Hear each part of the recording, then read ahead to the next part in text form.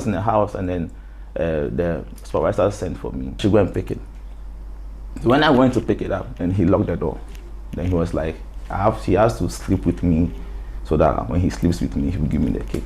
These are male celebrities from Ghana share their sexual abuse experiences. Benjamin, a reality star, shares a sexual abuse experience from childhood in orphanages up till now. So then, boom, another children told me again. Then in that house, that was the problem. I remember one day my mom came to visit me and I told her, I can't stay here or I'll die. As Benjamin says, his mother came visiting where he told her that if she left him there, he will surely die. This brings our minds to the fact that orphans in these orphanages have some of their parents still alive. This secret footage taken by a nurse shows the difficult life of children in the homes, the hunger, the neglect, and the maltreatment. Some of the children are held in rooms as punishment.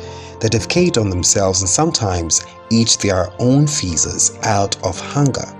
This child neglect makes it prone for these children to be sexually abused by older inmates and even caretakers. I remember the guys over there, almost 90% were having their girlfriends were males.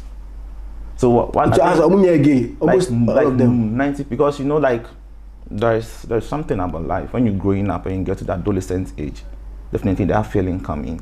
And so what happens is when you get to that stage and then you don't get the rights, like maybe a man is supposed to be a woman, and you don't get a woman, and there's a man who is going to influence you. So I don't really judge people who are gays and lesbians because you don't know what the person has been. Did they influence you into it?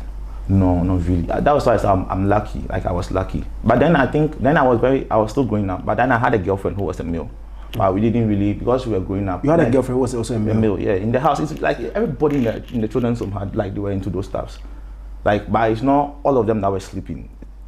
The older ones, the ones who were grown. No, like, it's just like you going to class. You know, it's a children's home. You wake up in the morning, you go and bath, you wash down, you go and sit down. There's a place for church, there's a place for like that dining hall, classroom, everything. So that's the life that they live there. And people have lived there for like 20, 30 years and they've not come out. So imagine them. So it was like a normal to be gay there. It's normal, and it's normal for you to not to have like such a person, like such a guy or something. It's rational. The way people see a male and a female and they feel jealous, that's the same way they will see you with some different. So you saw your girlfriend and felt jealous at times? Like, oh nah, that's what I was saying. I said, now maybe 14, 15 years. Until say like, now you do that level now, also sex about you know being called that and those stuffs.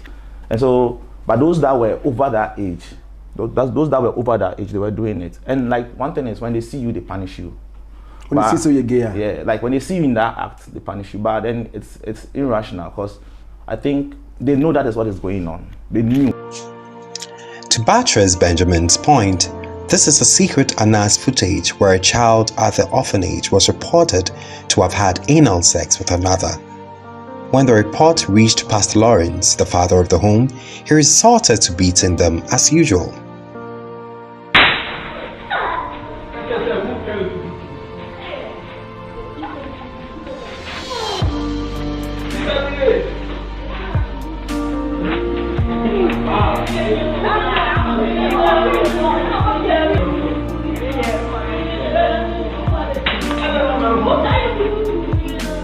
I was in the house and then the supervisor sent for me. So when I came in, there was donations, like food, like cakes, a lot of them. And then there was this particular cake, the same brand, same size, but one is red, one is blue. So then he asked me if I want it. I said, yes, I want it. Then he was like, I should go and pick it.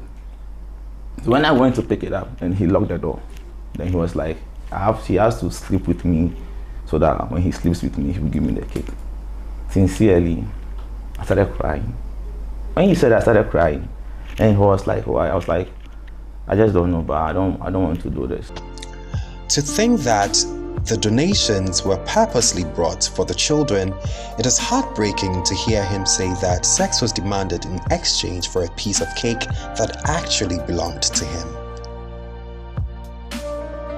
Foods are often sent to orphanages by philanthropists and organizations, but as seen earlier, some of these children starve to the point of eating their own feces. So what then happens to the food that's donated? As seen in this video, the donated items are hoarded in a warehouse for sale, some given to staff while the children starve and eat moldy bread. Abuse is something that's quite common in these orphanages, as you can see in this video, and it is meted out seemingly with the right intent and is defended by the custodians of the orphanages. If you like this video, please give us a thumbs up and subscribe, turn the notification bell on, and I'd like to hear from you in the comment section. Until next time, continue being the voice for the voiceless.